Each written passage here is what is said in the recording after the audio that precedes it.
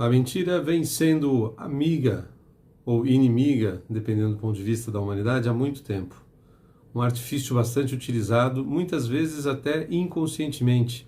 Conheço pessoas que têm o hábito de contar pequenas mentiras por mero desleixo, por mero casuísmo. É um hábito bastante ruim, com certeza. Mas o fato é que quando se fala em questões midiáticas, televisão, programas, filmes, política, a mentira corre tão solta que passa a ser um universo paralelo, uma outra vida. A própria substância da mentira é ela mesma, é a falsidade, é o engano, é o blefe, é um amontoado de coisas que podem levar a pessoa ao objetivo dela ou, ao contrário, podem tirá-la desse objetivo. A própria substância da mentira em si é enganar ao outro e às vezes enganar a si mesmo. Eu gastei um pouquinho de tempo ontem pesquisando sobre esse novo Collor que está surgindo como potencial pré-candidato à presidência do Brasil. De todos, certamente é o maior 171 que eu já vi. Lembra muito mesmo uma combinação de Collor com Lula, com Janone, com muitos outros aí. Muitos aspectos estranhos nessa entrevista eu percebi nesse rapaz. Eu vou fazer uma pergunta e gostaria que essa pergunta ela fosse respondida um dia e que fosse colocada em prática. Se mentir fosse proibido e se uma máquina pudesse detectar a mentira, principalmente na política, você acha que algum candidato conseguiria avançar? Ou que ao menos avançasse aquele que menos mente avançaria? E se fosse feito algum teste para descobrir, como um teste de Hare, que é para descobrir se o cara é psicopata, ou de Rorschach, que também é outro teste, ou se ser uma pessoa sem caráter, sem escrúpulos, também fosse algo que impedisse a pessoa de ser candidata a alguma coisa, quantos você acha que restaria?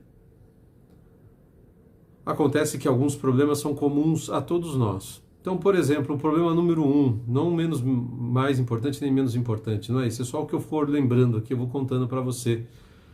Do que foi essa triste experiência ontem de quase 2 horas, eu não aguentei ficar até o final, chegou uma hora que eu falei, isso aqui não é nada, é um amontoado de nada. Então, primeiro, não devemos confundir o nosso pensamento, o que nós pensamos, com o mundo real.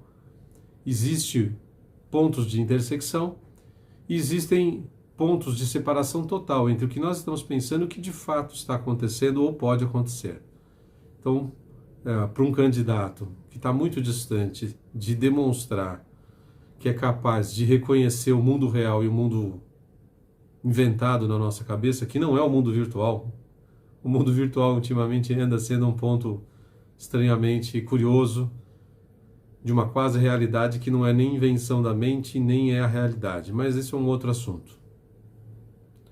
Outro aspecto que me deixou bastante preocupado é quando uma pessoa confunde a própria vontade dela com a verdade.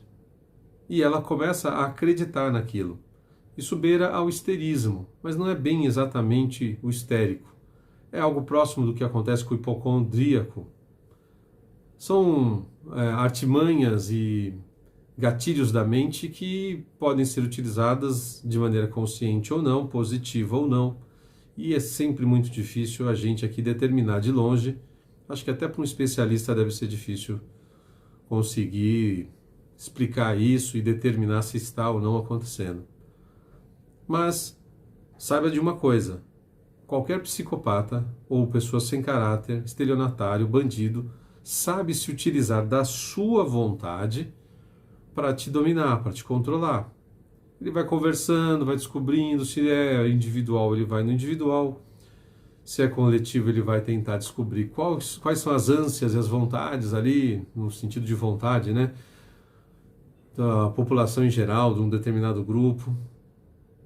E existem de todos os tipos, existem de todos os espectros, direita, esquerda, progressista, conservador. Ninguém está livre disso, de ser enganado, de ser enrolado, de ser engabelado por uma pessoa, um grupo de pessoas que tem essas características que eu mencionei. Então, de repente, agora você vai acreditar em santo milagreiro, mas no pior sentido da palavra, não no bom. Alguém que de repente aparece com uma áurea de messiânica. Teve trechos da entrevista do rapaz que... Eu estou falando do Pablo Marçal, para ser bem claro, e não estou fazendo acusação nenhuma. Só estou dizendo assim, para mim pareceu um 7-1, Somebody Love, mais um Somebody Love. A verdade é que existe um sistema que se retroalimenta ali e quem está lá não quer sair. Se deixou vencer, é difícil até especificar. E esses caras vão criando tentáculos, braços. É como aquele monstro do Matrix, lá em Zion, quando estão no subsolo, vamos dizer assim, e que aparecem aquelas máquinas com inúmeros braços e inúmeros tentáculos. Se for o caso e der tempo, e eles tiverem que apresentar esse sistema, 10 milhões de candidatos para você, eles vão apresentar 10 milhões. Eles estão tentando isso há 4 anos. Tentou-se de várias maneiras, um grupo de X acreditou que poderia ser o Dória, outro grupo X acreditou que poderia ser a Tebet, outro grupo achou que é isso, aquilo, o Moro, e eles não estão conseguindo. Eu continuo apostando que para cada 10 votos dados, 7 ou 8 vão para o Bolsonaro, 1 ou 2 para o Lula, e se sobrar alguma coisa, algum outro candidato pega a raspa do tacho. É 8-2, minha média. E aí esses caras que têm todas as ferramentas de tempo e dinheiro e poder para ficar fazendo pesquisas e procurando soluções, eles ficam tentando. E a última agora foi desse cara se colocando como pré-candidato, com um discurso cristão. Opa, já, né? Olha, muito, muito, muito complicado. Ele foi apertado para explicar sobre previdência privada, previdência pública, né, INSS, e só somebody love. Enrolou. Essa do governalismo não me desce. Blaboseira total, assim. Cara, tem que estudar muito. Ele falou uma bobagem lá, dizendo que quem inventou o socialismo, o comunismo, foi o Engels. Não foi, cara. Vai estudar. Isso aí já existiam tendências, grupos, pessoas defendendo isso há uns 50 anos. Em consideração a época dos caras, que foi 1850, isso aí já estava rolando, já era um assunto... O que o Marx e o Engels fizeram foi dar um aspecto científico, né? Usaram lá de artimanhas literárias, né? Ferramentas estilísticas ali, aspectos científicos para uma coisa que nunca foi ciência. Então tem que estudar. E falou com a maior propriedade. Aliás, esses caras têm uma coisa que eles sabem, que é melhor eles errarem com propriedade do que eles demonstrarem que eles não sabem. O que é um erro, na minha opinião. Olha, esse assunto aí ainda estamos desenvolvendo, vamos pesquisar mais, ainda não estou muito a par, tenho tempo para isso, estou pesquisando. Tá bom. Mas não, sempre tentando enrolar. Sempre, ó, ali, sabe? Fica naquele chavequinho ali. Outra coisa importante que esses caras não sabem, é o que eu venho defendendo há muito tempo aqui, que todos nós somos maniqueístas, todos nós somos binários. Que, claro, quanto mais cultura nós temos, somos capazes de enxergar mais nuances de cores entre o preto e o branco. Mas no final das contas, já falei aqui, vídeo de ontem já falei aqui, quando a moeda cai, você tem que estar escolhendo um lado. Quer atacar todos os lados, né? Vem com uma fantasia de cientista político de que vai desenvolver um novo método social político. Puta vida, não dá, né? Não dá. Pega os principais socialistas, comunistas, capitalistas, liberalistas, cientistas políticos e pedem para os caras desenvolver um sistema político assim do nada. Não é assim, meu cara. Uma outra confusão muito simples que ele faz é governar a si mesmo é importante. Então, ele vem com uma teoria quase que de Sócrates ali, de que você tem que... O governalismo é você no governo, é você decidir na sua vida. O que isso tem a ver com o sistema político? Se todo mundo, se 90%, 80% da população decidir por isso e começar a aplicar isso individualmente, é provável que a gente tenha que mudar o nosso sistema político indiretamente em algum momento. Isso vai acarretar uma influência no meio. Mas lembre-se, isso é tão lento e é individual. Não vai ser de cima para baixo. Alguém vai chegar de cima para baixo e decidir que você agora governa a sua vida. Ah, puta vida, meu, não dá, né?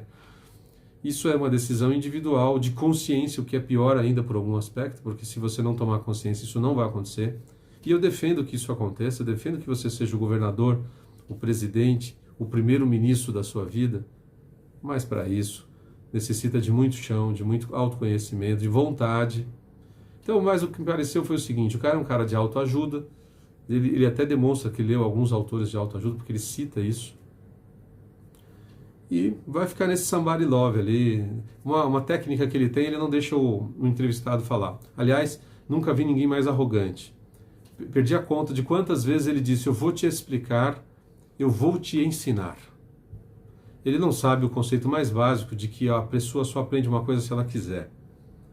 E é uma sinergia, tem que haver uma sinergia, uma relação ali de alguém que sabe alguma coisa e troca essa informação com alguém que quer aprender, que faz perguntas.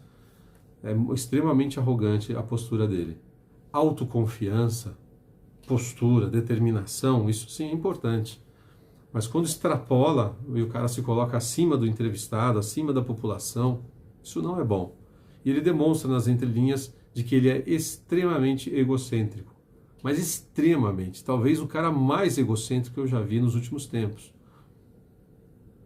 E tenta dar uns ares, às vezes, de uma certa humildade em preocupar que você também tem que fazer, aprender, mas é só blá blá blá. Só blá blá blá.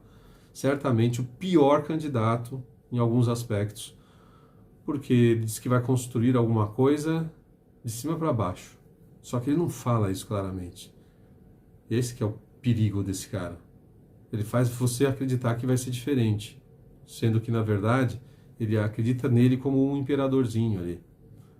Governalismo dele. Tão ruim quanto o socialismo que é para ele, né? O socialista quer socialismo para os outros. Para ele quer o dinheiro, que é o capital, que é o poder. Então, ao confundir essa questão individual como uma questão social, a coisa desanda. Desanda bastante, eu diria. Eu poderia ficar falando mais coisas aqui, tem mais assunto para falar, mas sinceramente não vale a pena a respeito disso.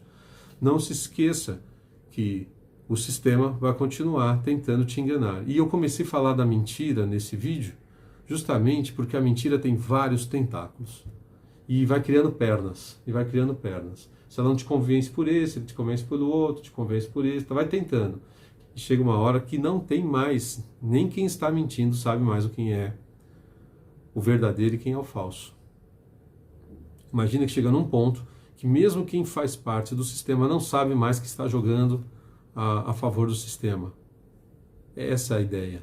Convence até você mesmo de que aquilo é a verdade de uma coisa que você está dizendo, que foi construída de tal maneira que você... E isso é intencional.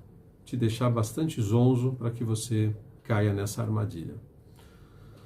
Muito obrigado pela sua presença aqui no canal. Se você não for inscrito, se inscreva, deixe seu joinha. Não esqueça de clicar no sininho para receber todas as notificações. Lembrando sempre que estou no canal Jornalista Rogério Souza.